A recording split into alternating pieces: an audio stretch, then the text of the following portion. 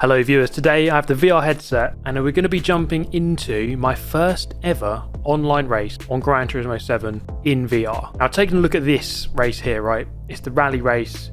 This is always going to be carnage, so let's jump in. Okay guys, here we go. This can only go one way. Here we go, let's get that radar up. Ooh, look at the interior of this. Oh, right, should actually focus, shouldn't I really? Oh my god, this is crazy. Oh, someone there. Oof. That car did not like that bump.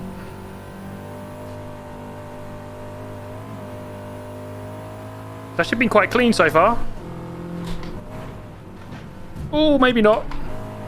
Oh, I've been hit.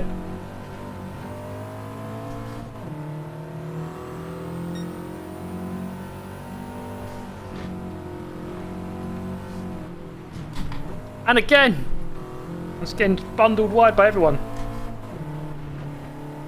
But my fortunes would turn when I performed a scarcely believable quadruple overtake.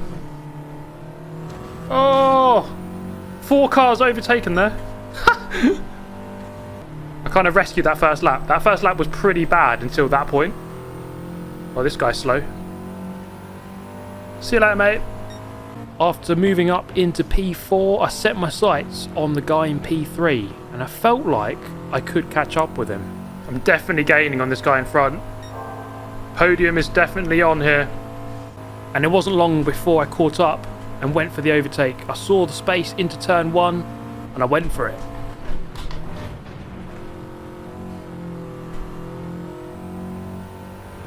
There we go, we've done it. I think there was a bit of contact. I'm not sure. Now I've got to try and get away from him. Oh, tip me back. The race was definitely hotting up between the two of us and I felt like, well, I had to go for another overtake and try to establish this third position. And the opportunity came here as I got a better run off of the jump, going up the inside and getting P3 back. However, I think this other guy had other ideas with how this race was going to pan out.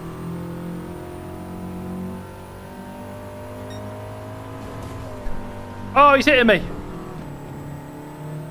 There's no need for that.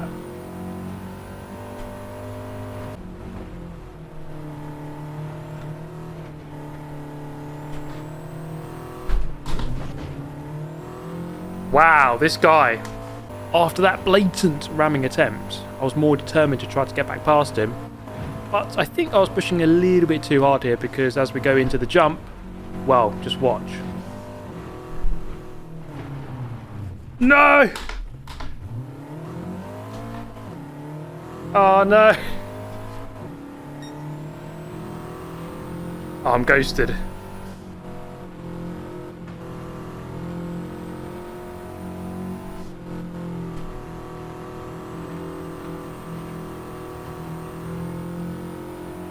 It's going to be P6. It just had to be. Oh, man. I mean, it should have been third. Let's face it, that guy was absolutely murdering me. All right, that's the first race. Let's jump into this one. I think I should be a bit quicker around Catalonia in a Group 3 car. So I jumped into this qualifying session. And usually I'm about 1 second away from the top time in the world. In this case, it was a 1 minute 38.0. Therefore, anything that is a 1 minute 39 would be a good lap for me. So my main aim here was to try to get used to this car, this track in VR and try to get a sub 1 minute 40 time. It took quite a few laps to adjust, but eventually I was getting my times better and better and I did get below a 1 minute 40. There we go, 39.9 on lap 3. Still think I could go quicker, but I'm quite happy with that progress. So as the laps went by, I was getting more and more confident with pushing the throttle a little bit earlier on the exits of the corners, and I think that's where I was losing the most time. And after a few more laps, I managed to get a 1 minute 39.7. Alright, we're in the lobby. 10th on the grid. Quite a way down. Let's see how many positions we can gain, if any. Alright, let's do this.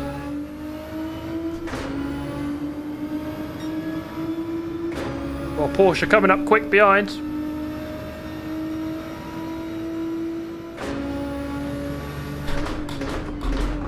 Oh, he sent it.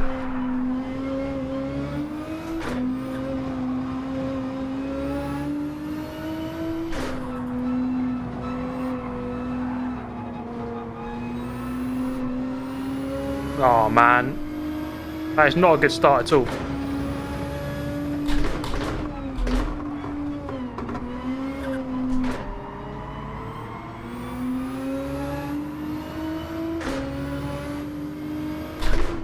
Oh, it's getting very dirty between these guys.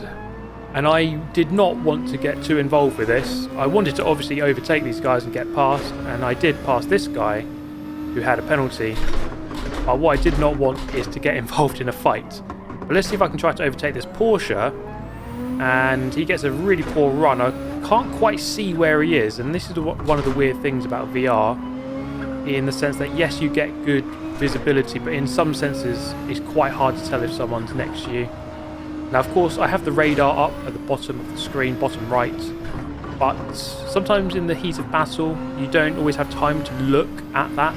I think it's easier to look at it when you're playing with the screen rather than VR. But you see here I was going for an attempt of an overtake, defended, I went to the outside. There wasn't quite the space, but I was enjoying the challenge of trying to get past this guy as we head round turn 4 towards turn 5. Not close enough here to go for this pass down here.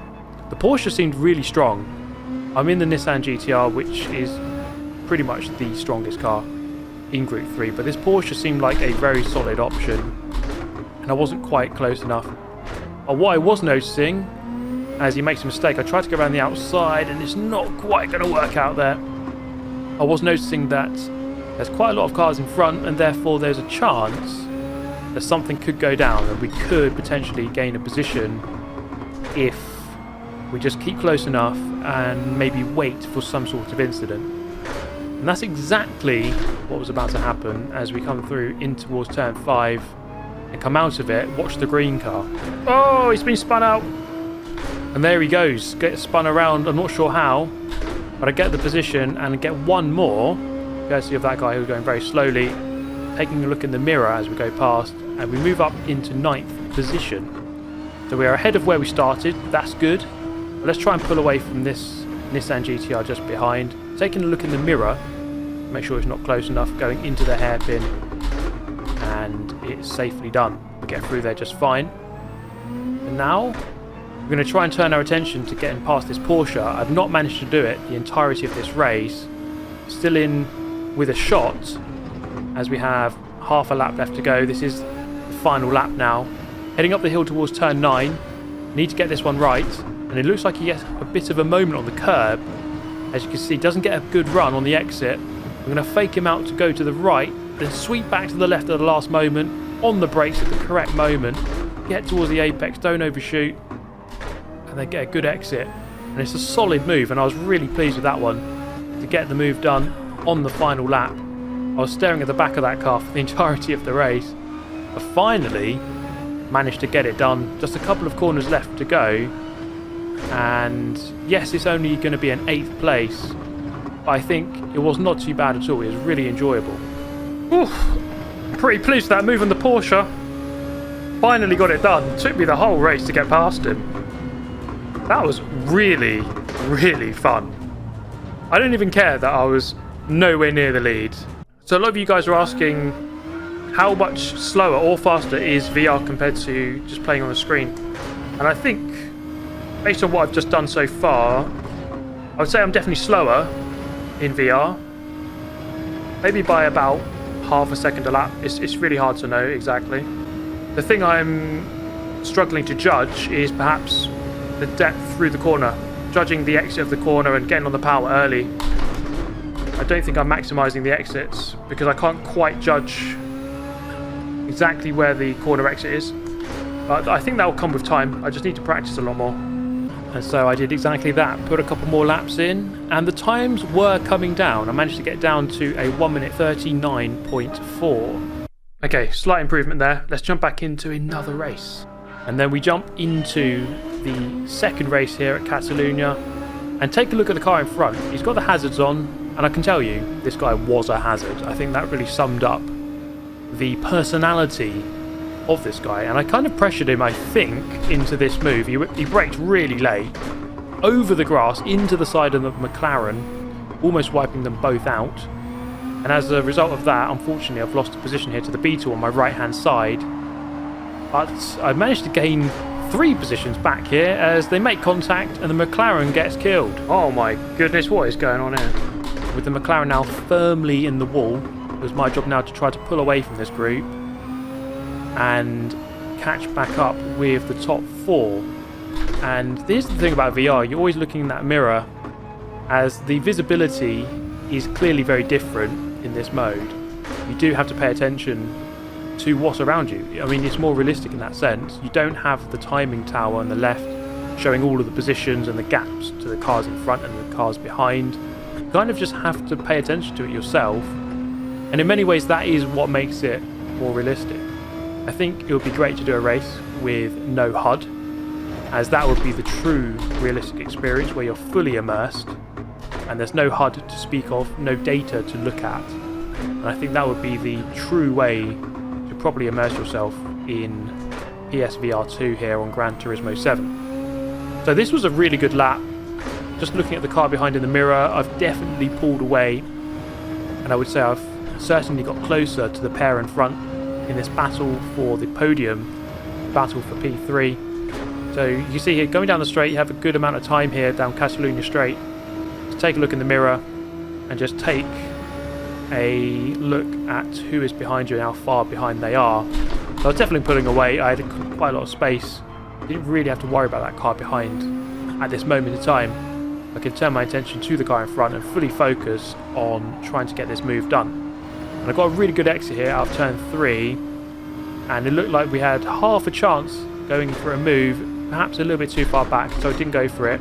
Porsche definitely went in quite hot. I managed to get the car rotated and there was no move possible.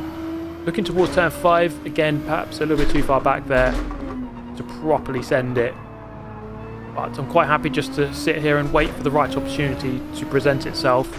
Coming down the hill, again taking another look in the mirror just to really take a progress check on that car behind, as I would say I'm now being held up by this car in front. And so I just have to keep making sure I know where that car behind is, as it's going to begin to just slowly catch up, and it now is. It's firmly in the radar.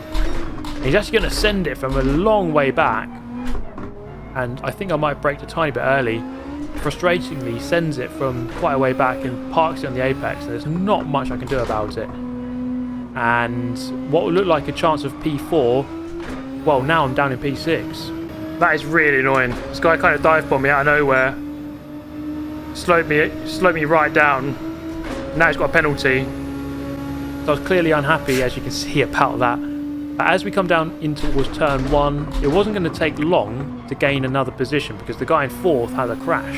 Oh, it's a crash.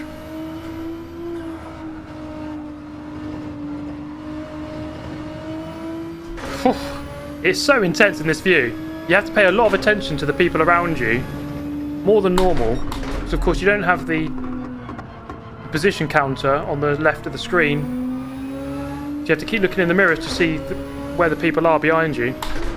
But it wasn't really the people behind that I should have been focusing on. I think at this point, looking at the car in front, they have a 0.5 second penalty and would be serving it quite soon. So I just needed to focus on getting as close as possible, so that when they do serve it, I can potentially move up into P4. Up into towards turn 9, then one corner left before the penalty zone. Taking it okay, could have gotten the power a little bit earlier. And as they serve this penalty, they move slightly defensive, but not too much. I'm going to slam up the inside. Thankfully I had enough of an overlap with a big moment on the exit, as you can see.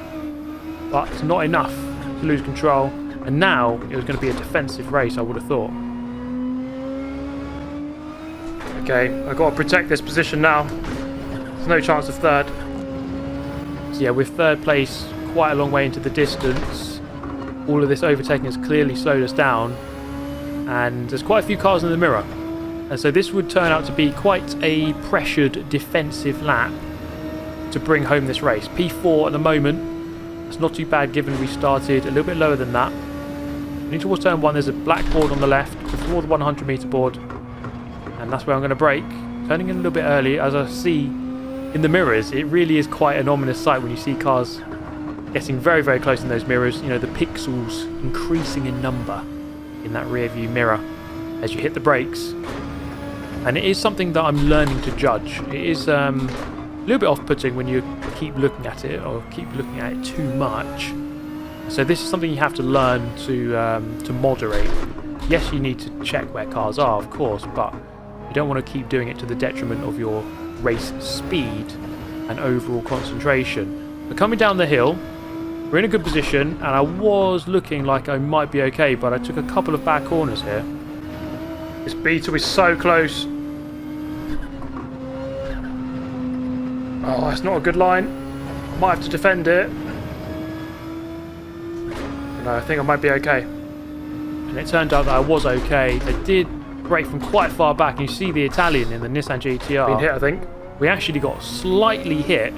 The Italian was really dive bombing a lot, and it was a bit of a menace, but thankfully, into this final sector of Catalonia, it is fairly easy, as he flashes these lights to try to put me off, it is fairly easy to bring the car home through these final couple of turns. Oof. Oh my god. That Italian guy behind was a nightmare. But P4, I am happy with that. I'll take it. Oh, let's get this off. Guys, that was exhausting. That was tiring. There we go, guys. That was immense fun. Loved every second. Let me know your thoughts. Subscribe if you're new. And have an amazing day. Catch you next time. Goodbye.